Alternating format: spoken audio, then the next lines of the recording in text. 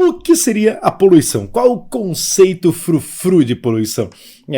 Busquei o conceito aí que eu encontrei num livro de ecologia que eu gosto muito, que colocou como poluição a presença concentrada de determinadas, olha lá, ó, de determinadas substâncias ou agentes físicos. Como assim agentes físicos? Por exemplo, calor, o som, a luz, né? Poluição sonora, né? O calor, a poluição térmica. Isso, exatamente.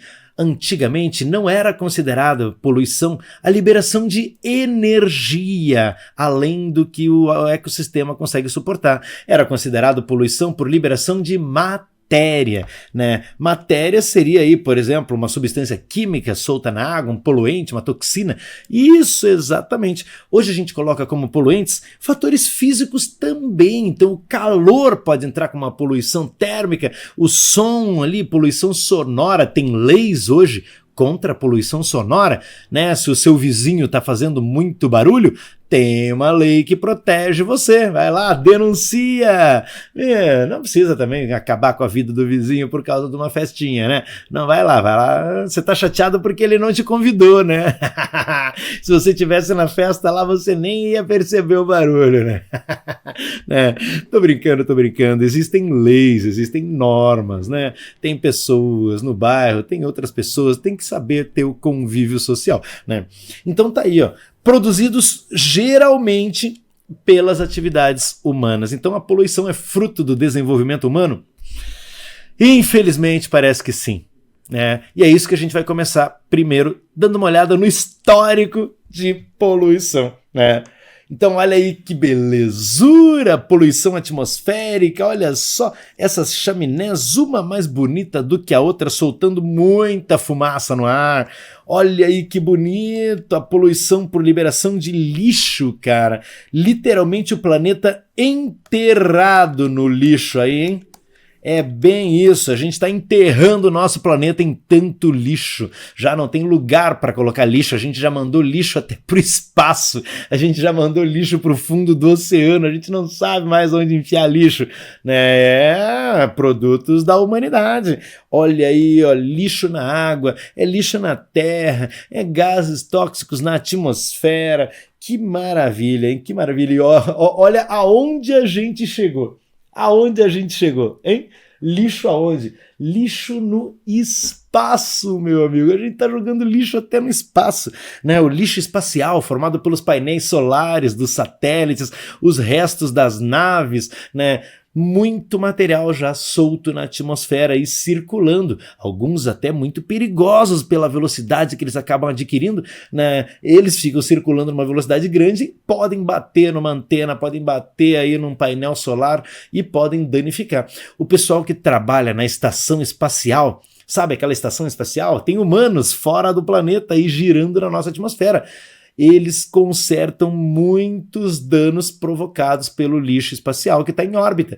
O negócio bate na estação espacial, quebra uma antena lá, você tem que ir lá consertar, né? Então, lixo espacial também. Então, a gente está sujando a atmosfera, a gente está poluindo os solos, a gente está poluindo as águas, a gente está poluindo o espaço. A humanidade se superando, né? Olha aí, então. Esse negócio de poluição, cara, infelizmente, né, tem alguns autores que dizem que faz parte da atividade humana.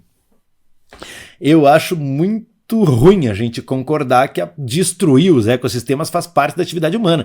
Por quê? Porque a gente precisa aprender a ter um desenvolvimento mais sustentável, né? Conseguir entrar em equilíbrio com o ecossistema, conseguir trabalhar dentro de padrões de sustentabilidade. A economia mundial hoje, ela tem se transformado na tal da economia verde, né? As indústrias têm trabalhado com a química verde, que são aqueles processos industriais e químicos que tentam evitar evitar aí, né, um dano maior do que a gente já causou, né? Não vão exatamente diminuir, mas conseguem pelo menos evitar ainda aí uma liberação maior de poluentes além do que já foi liberado. Então, hoje em dia, a economia mundial está tentando fazer acordos os países uns com os outros dentro dessa cooperação de sustentabilidade. Então, está surgindo uma nova mentalidade. Será que dá tempo? Será que dá tempo de consertar tudo que foi danificado aí? Né? A esperança é a última que morre. Um dia a gente tem que começar. Se a gente não começar, a gente nunca vai descobrir se dá tempo ou não. Olha aí, ó.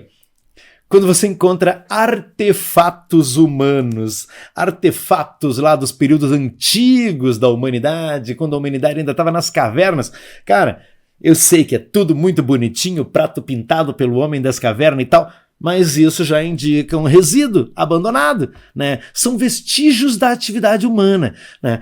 Nessa situação tudo bem, um prato de barra de argila ali acaba se desmanchando no ambiente. Ele não se desmanchou, mas tudo bem, né? Mas só para você entender, a presença humana já é indicativo ali de que você vai deixar resíduos nesse ambiente, e isso já acontecia desde os tempos pré-históricos, mas não é uma justificativa, né? Não é uma justificativa? Não é uma justificativa para poluir. A gente tem que aprender a trabalhar de forma sustentável. Depois a humanidade foi se desenvolvendo, começaram a surgir os meios de transporte do tipo cavalo, né? Aí surgiu uma outra poluição. O que fazer com as fezes dos cavalos?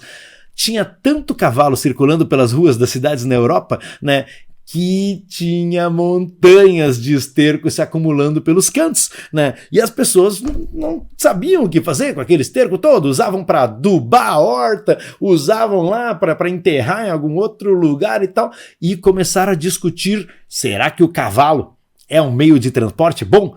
Eu acho que ele deixa muito resíduo. E aí a tecnologia foi se desenvolvendo e surgiram as primeiras carroças que não tinham cavalo. Olha esta carroça aí. Professor, isso aí não é uma carroça, isso é um carro. Exatamente, os primeiros motores começaram a surgir, né? E o que foi o pensamento da época? Uau, a gente vai se livrar do cavalo e não vai ter mais a poluição ali do esterco do cavalo se acumulando no ambiente, né?